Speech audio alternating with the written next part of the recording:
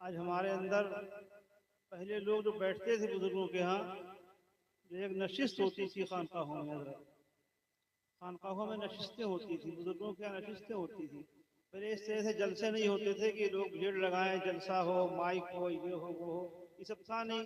خانقاہیں ہوتی تھیں، آستانے ہوتے تھے، اور وہی چٹائیاں ہوتی تھیں یا زمین ہوتی تھی. اسی زمین پہ، چٹائی پہ یوں ہی لوگ بیٹھ جاتے تھے. اور خانقاہ میں جو شیخ ہوتے تھے، جو پیر ہوتے تھے، جو بزرگ ہوتے تھے، وہ لوگوں کو نصیحت کرتے تھے، لوگوں کو باتیں بتاتے تھے، اور لوگ ان کی باتوں کو سنتے تھے. اور سننے کے بعد جو لوگ باتیں سنتے تھے کبھی کوئی سوال نہیں کرتے تھے بزرگوں کی بارگاہ میں. یہاں تک کہ میں نے کتابوں میں پڑھا ہے کہ بہت سے لوگ اس طرح کی بھی ہوئے کہ کسی خانقاہ میں گئے کہ میں جا رہا ہوں فلاں حضرت کے پاس میں، فلاں پیر صاحب کے پاس میں پڑھوں گا جا کر کے، یا ان سے تربیت حاصل کروں گا. تربیت حاصل کرنے کے لیے گئے، معلوم ہوا 5 سال رہے، 10 سال رہے، 15 سال رہے، اور کبھی بھی انہوں نے نہ کچھ ان پیر صاحب سے کوئی بات پوچھی، اور نہ کبھی ان پیر صاحب نے ان سے پوچھا تم کس لیے آئے ہو، کیا کرنے آئے ہو. 5 سال ہو گئے حضرت، 10 سال ہو گئے، کتابیں پڑھیا. نہ کبھی ان بزرگ نے پوچھا تم کس لیے آئے ہو، اور نہ کبھی وہ آنے والے مرید نے یا آنے والا عقیدت مند نے کہا کہ حضور میں اس لیے آپ کے پاس آیا ہوں.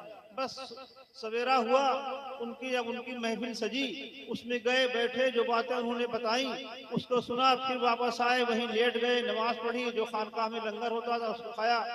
لیکن اس 5 سال، 10 سال، 2 سال، 3 سال، جو جتنے دن بھی وہ رہے، اتنے دنوں میں جو وہ چاہتے تھے ان کو حاصل ہو گیا. نہ کچھ پوچھا، نہ کچھ بتایا، خالی سنتے رہے، اور جس لیے آئے تھے وہ حاصل ہو گیا.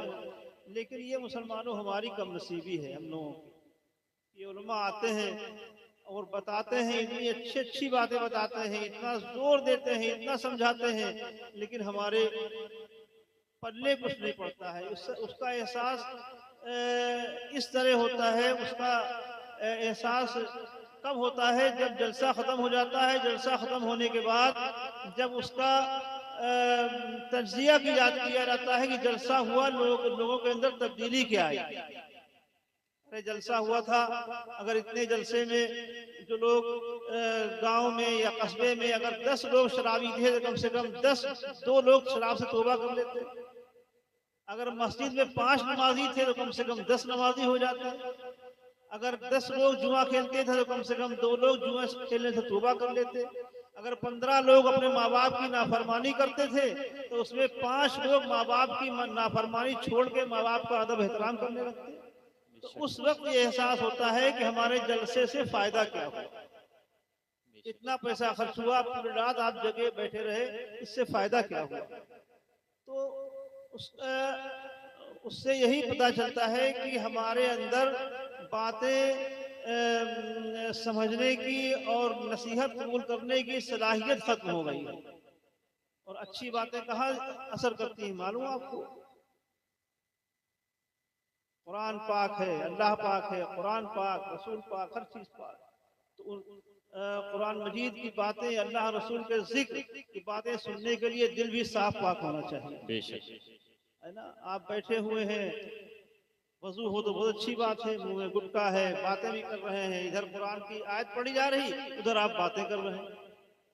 جبکہ حکم یہ ہے کہ قرآن مجید پڑھا جائے، قرآن کی تفسیر بیان کی جائے تو خاموش ہو کر کے بیٹھے، بالکل بہت دل لگا کر کے سنیں. لیکن آپ کا دل کہیں اور ہے، تقریر ادھر ہو رہی ہے. کاش کہ آپ کی تقریریں اور اس کو اس طرح سنیں کہ ہاں قرآن مجید پڑھا جا رہا ہے، اس کو ہم سنیں، ہمارے لیے ضروری ہے. اگر ہم نہیں سنیں گے تو ہم گنہگار ہو جائیں گے. بہت آسان لفظوں میں آپ کو سنا رہا ہوں. نہ میں عربی عبارت پڑھ رہا ہوں، نہ میں فارسی کی کوئی پڑھ رہا ہوں، عبارت پڑھ رہا ہوں.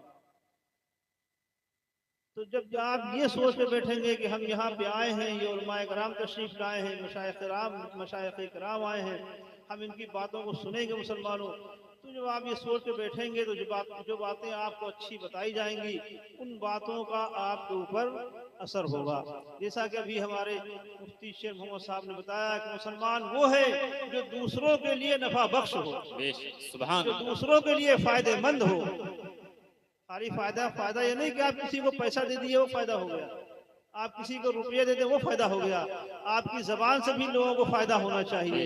आपके हर काम से लोगों को फायदा पहुंचना चाहिए। सच्चा मुसलमान वही है जो दूसरों के लिए नफा बख्श हो। आप देखिए बुजुर्गों का तरीका हमारे क्या था कि अपनी खानकाह में बैठते थे, बैठने के बाद दिनों रात अल्लाह उसके रसूल का जिक्र करते रहते थे।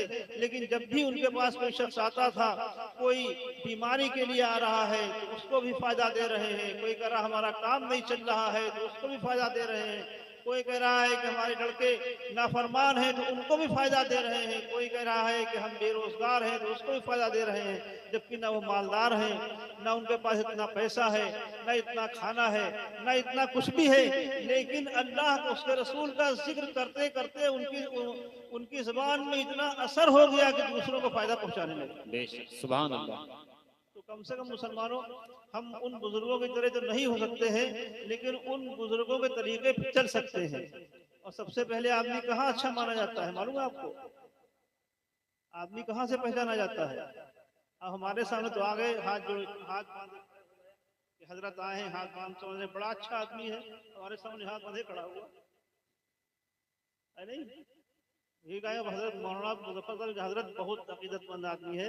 देखिए 1 घंटे से आपके सामने हाथ बांधे जो खड़ा हुआ, सर ऊपर नहीं उठाया, आंख नहीं उठाई, इतनी देर से खड़ा हुआ। मैंने कहा अच्छा, अभी मालूम करते हैं। घर में पूछा उसके बाप से कि भाई ये लड़का हमारे सामने 1 घंटा खड़ा रहा, तुम्हारे सामने कैसा है?